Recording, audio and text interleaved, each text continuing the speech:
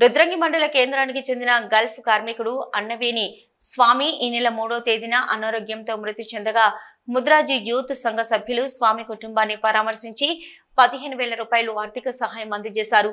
ఈ సందర్భంగా యూత్ సభ్యులు మాట్లాడుతూ అన్నవేణి స్వామి బతుకు తెరువు కోసం గల్ఫ్ దేశం వెళ్లి కుటుంబాన్ని పోషిస్తున్న సమయంలో అనారోగ్యంతో స్వామి మృతి చెందడం బాధాకరమని అన్నారు.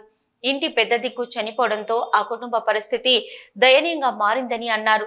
ప్రభుత్వము మరియు దాతలు స్పందించి స్వామి కుటుంబానికి అండగా ఉండాలని కోరారు. అలాగే ఎన్ఆర్ఐ పాలసీ ద్వారా స్వామి కుటుంబాన్ని ప్రభుత్వం ఆదుకోవాలని కోరారు.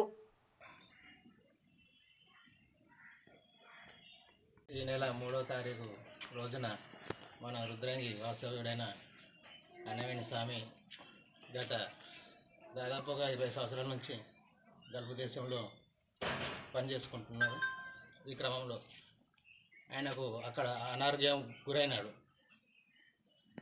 మొన్న 3వ తారీఖు నాడు అనారోగ్యంతో చనిపోయినాడు.